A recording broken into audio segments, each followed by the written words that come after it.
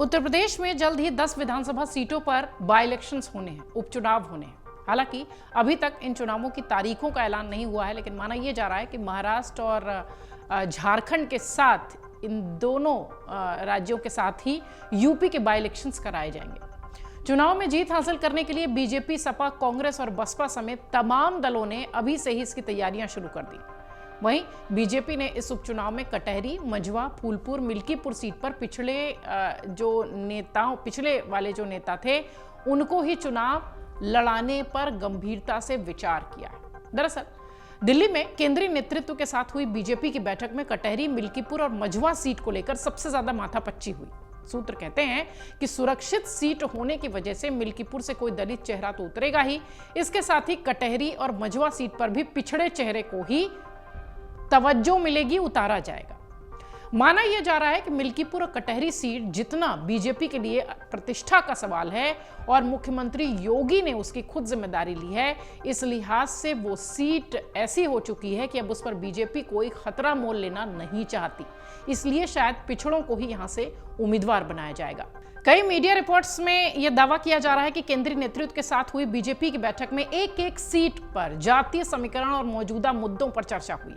प्रदेश के नेताओं ने केंद्रीय नेतृत्व को अब तक की तैयारी की जानकारी दे दी है। यह भी बता दिया गया है कि पहले चरण के प्रचार, संपर्क और संवाद का कार्यक्रम पूरा हो चुका है। इसके साथ ही मुख्यमंत्री योगी द्वारा सभी सीटों पर किए गए कार्यक्रम, विकास कार्यों के लोकार्पण और शिलान्यास के साथ ही अब तक की गई जनसभाओं की भी जानकारी दी गई है।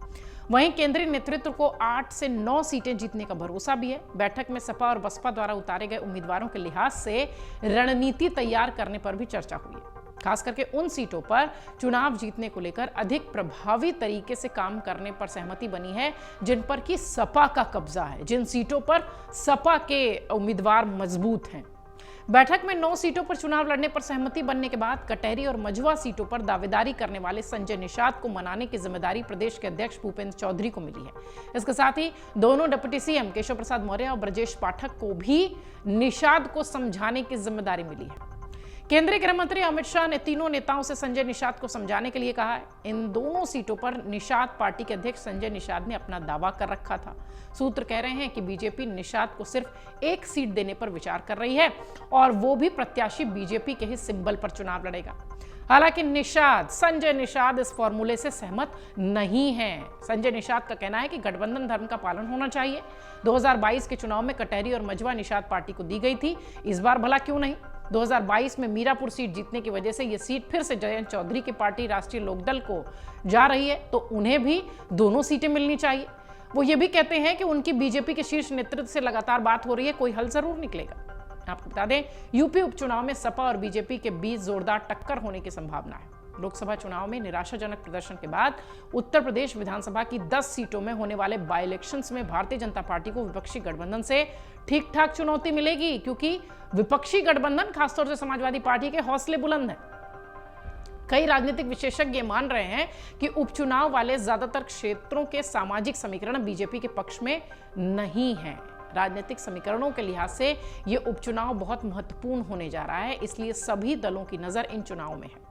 चुनावों में जीत तय करने के लिए उम्मीदवारों के चयन में सभी दल लगे हुए हैं। आपको यह भी बता दें कि बीजेपी ने उपचुनाव में सभी 10 सीटें जीतने का संकल्प लिया है, लेकिन जानकारों का कहना है कि पार्टी के लिए इस लक्ष्य को हासिल करना आसान नहीं होगा। अब देखना यह है कि जिस तरीके से बीजेपी गुणागणित के साथ कुछ सीटों पर पिछड़ों को उतार रही है, संजय निषाद को मनाने की कोशिश कर रही है, ये सारी जो कोशिशें हैं ये कितनी कामयाब होगी। हालांकि राजनीतिक विश्लेषक कहते हैं कि ये जो सीटें हैं जहां चुनाव हो रहे हैं वहां का माहौल राजनीतिक रूप से बहुत ज्यादा बीजेपी के पक्ष में नहीं है, लेकिन हाँ, बीजेपी के लिए कुछ सीटें साक और नाक दोनों का सवाल है।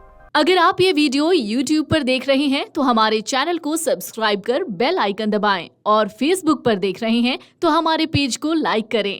8 मिलियन प्लस सब्सक्राइबर, आपके इस भरोसे के लिए बहुत धन्यवाद।